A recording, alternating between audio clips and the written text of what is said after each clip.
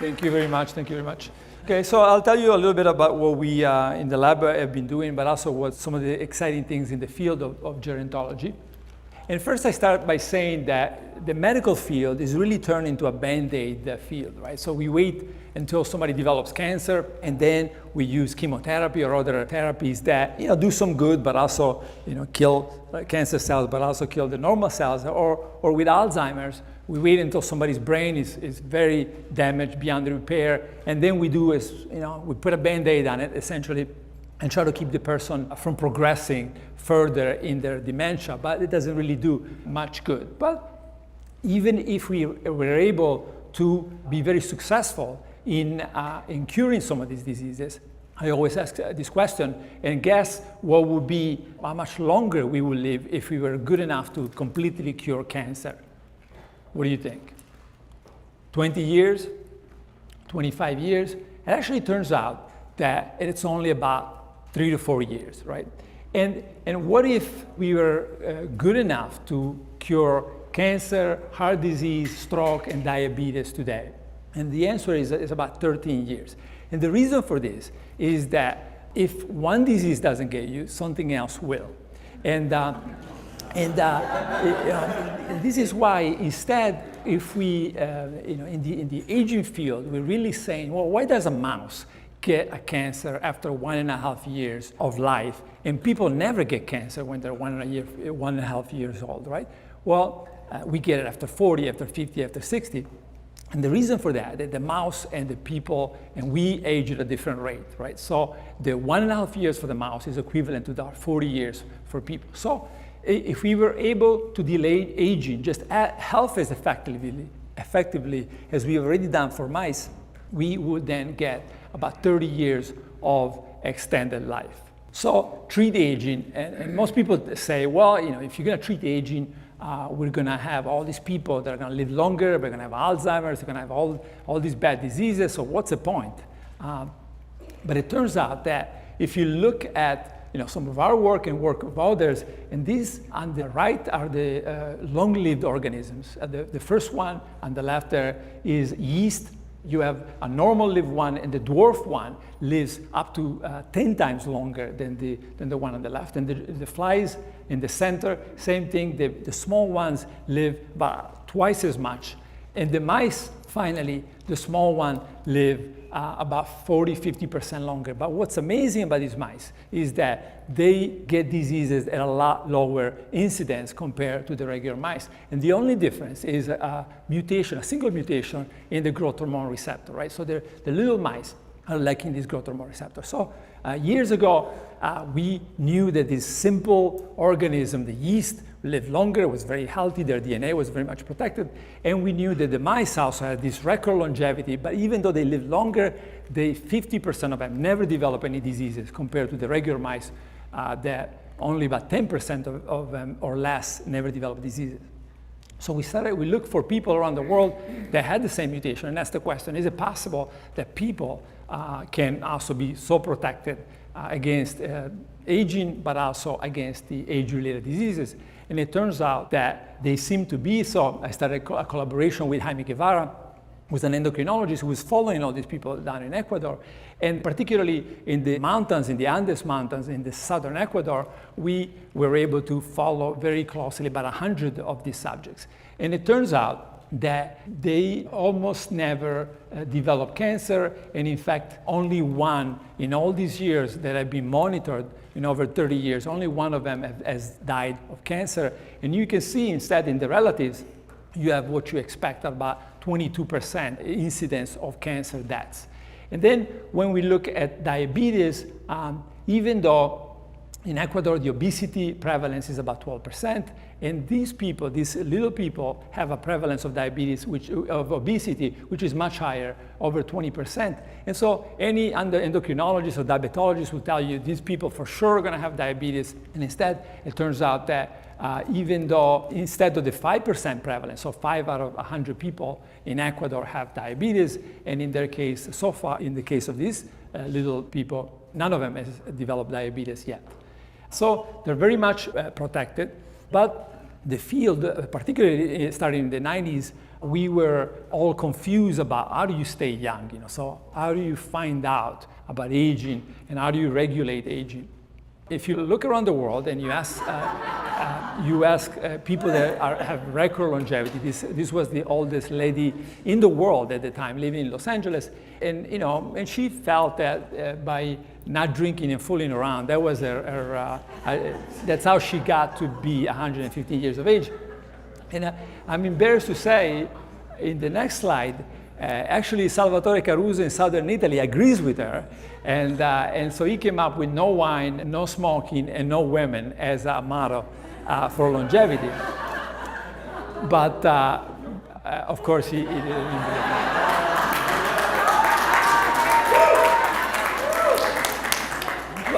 But Madame Calmont of France obviously disagrees, and not only she disagreed, but she got the record, right? She made it to 122 years and a half of age. And now you're saying, okay, this shows that you can do whatever you want. Wrong, right? And in fact, I just visited since yesterday, the oldest woman in the world is an Italian lady, Emma Morano. And everybody said, well, she eats 3 eggs a day and steaks, et cetera, et cetera. But then when you look deeper, it turns out that a lot of people in her family live to 100, 102, 103. And that tells you it's so difficult to make it to 100. And that tells you there's the genetic makeup of these families is such that they're much, much more likely, potentially hundreds of fold more likely than everybody else to make it to such an old age. And this is why they can sometimes do whatever they want. Like in her case, smoking to 117 years of age. And by the way, she quit smoking not because of health reason, obviously, but because she was embarrassed that she couldn't light up anymore. And that was a reason for smoking. A lot of us in the field, mostly 20 years ago or longer, we started saying, well, we can never figure out how people age because it's too complicated. So let's just turn into very simple systems, right? And some of us turned to the bacteria, the unicellular baker's yeast, what's used to make bread and wine. And some people studied the worms. But something that I first had described many years ago was if you starve these organisms, you switch them from a lot of nutrients to water, they live longer, right? So very counterintuitive. You think you starve them to death. But no, not only did they didn't starve, they lived longer. And they were very protected. So and there was a very surprising finding that I had made back in the days at UCLA. And now, decades later, we actually have, don't worry about the details here, but we now have a network. We understand that why fasting works, right? So particularly fasting works because amino acids in the proteins in the diet activate one pathway, which is called TOR pathway, and another one is called growth hormone IGF-1. And then sugars in the food activate a second pro-aging pathway, a pathway they accelerate the aging process called PKA, right? So, and the other surprising thing we were wishfully thinking for was that this is concern from simple organisms all the way to humans. It turns out that it probably is. The focus of my talk, so we now clearly know that these pathways, these genes, this set of genes can protect and make all kinds of organisms live longer. But something that in fasting can have a major contribution or orchestrate these genes. But something that happened in one of the experiments in my lab that Chao Wei Cheng was doing, which was we fasted mice. And when you fast the mice, they become very protected against chemotherapy and all kinds of different toxins. But chemotherapy is one of the ones we're using. Now we're running a lot of clinical trials on this. But the more surprising thing was that even though the mice were protected from chemotherapy, after 6 cycles of fasting and chemotherapy, only in the mice that were fasted for the 6 cycles, the white blood cell number went back to normal. And so that was very strange, and we said, this is not possible by protection. How can they just go back to normal? And so we started thinking about regeneration. Is it possible that fasting is telling the body, okay, now I want to make new cells. I want to regenerate the immune system. And so I started thinking, well, maybe the body has everything in it to fix itself, right? And to regenerate and rejuvenate itself. I started thinking about, how does a couple of 40-year-olds generate a perfect baby, a 0-year-old baby, right? And then, if you think about it, you have old sperm and an old egg, right? And they get together in the same body, and then all of a sudden, it's just perfect, right? So then the body knows how to do it. We don't know how to make the body do it. So is it possible that fasting is one of the ways that to push the body to do exactly that, go into this regenerative, rejuvenating mode? And evidence for that comes from the mice. When we took mice and started in middle age, we gave them this, what we call fasting mimicking diet. Now that we know how each ingredient orchestrates all this genetic network, we can play with the diet to make the mice think, and people, as you'll see in a second, think that they're fasting, right? And so with this diet, we start in middle age, and then we feed it to the mice twice a month for 4 days. And then we return them to the regular diet. And it turns out that you see the level of white blood cells in the young mice is very high, and then in the old mice it goes to a very low level, and then in the far right you see the old mice that have been on this periodic fasting mimicking diet. So now the level of white blood cells is back to the youthful level that they had at 4 months of age. And so you know about the connection between the immune system and cancer.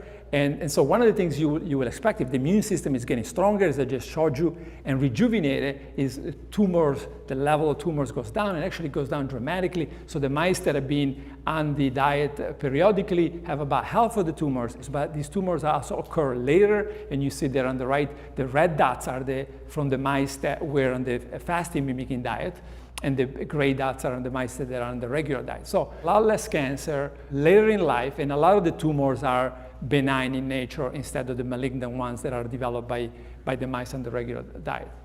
Okay, so regeneration from within.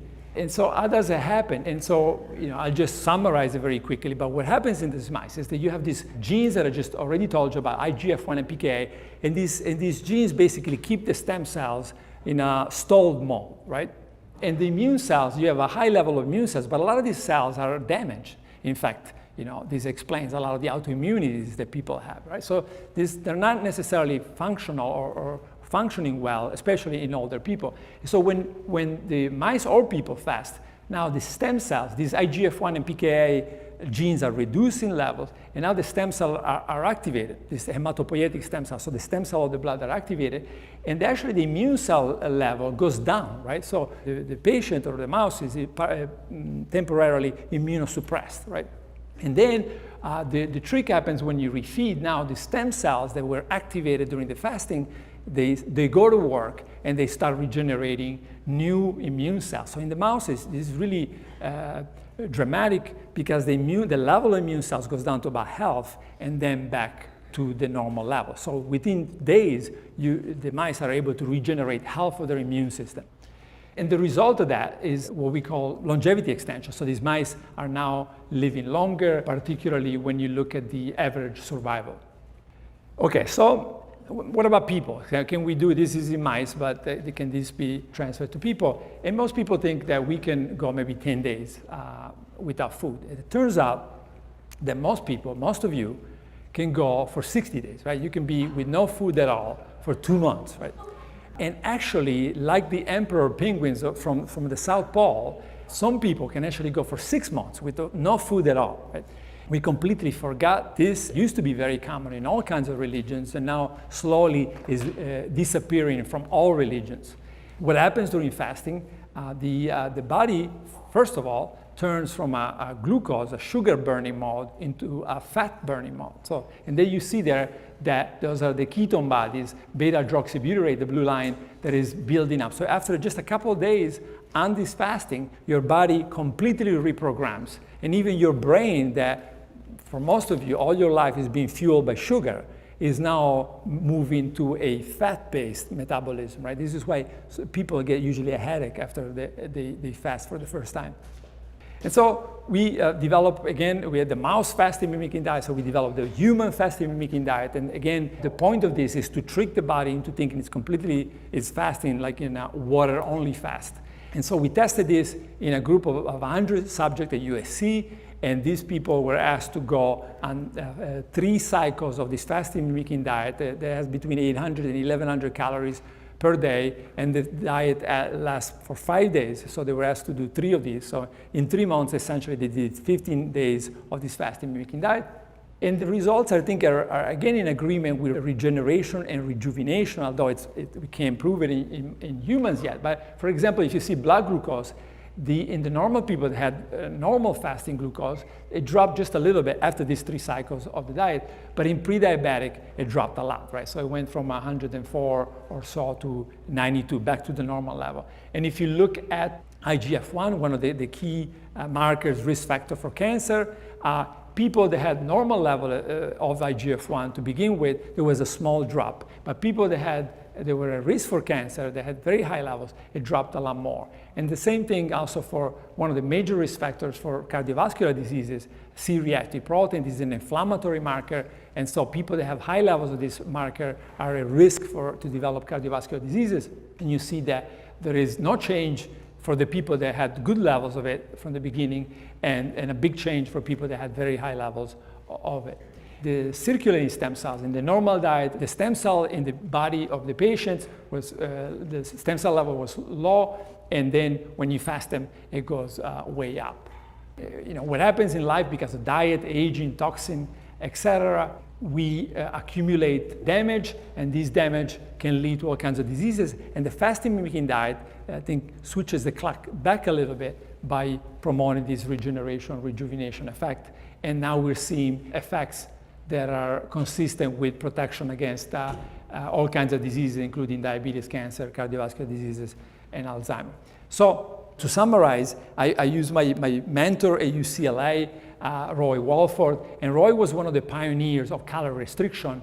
He, back in 1990, I think it was, had the bad idea to lock himself up with another 7 people in a place in Arizona called Biosphere 2. And so 8 of them went inside of this place, and then inside of this place, they became calorie restricted. And when they were calorie restricted, this is what they looked like. And so this is very extreme, right? They went to this very extreme calorie-restricted diet. But the point I'm trying to make is about organs. If you look at Roy Walford in the middle, while he was in the Biosphere 2, his organs had shrunk to very small levels. Like, for example, his liver was probably about half of the normal size. So half of the size that it was before he entered Biosphere 2 on the left, right? And then he exits Biosphere 2. And by the way, I was there when they came out, and they're a very stressed out group of people. But you see now, that's Walford 6 months after he exited Biosphere. He went back to the same weight, and the organs, whether it's the muscle, the heart, the lungs, all the different systems are now regenerated back to the normal size, right? And there is really not many other ways to do that, but to turn on stem cells and regenerate very much in the same way that the baby, the zygote and the blastocyst and the cells during embryogenesis are forming the embryos, right? So we think that that's probably the most powerful way to get this coordinated response, regenerating multiple systems back to a more youthful state. And I just want to end with my last slide, and with Salvatore Caruso, who, by the way, was married and had children, so this idea about the women maybe was a little bit made up. But I think, the diet helped him a lot, but also a big factor, I think, for Salvatore was he wanted to live. He wanted to have the record, and he was always looking around the world like, who's older than me? How many years I have to live to make it there. So that was great, and I'm just going to end with this song. Yeah.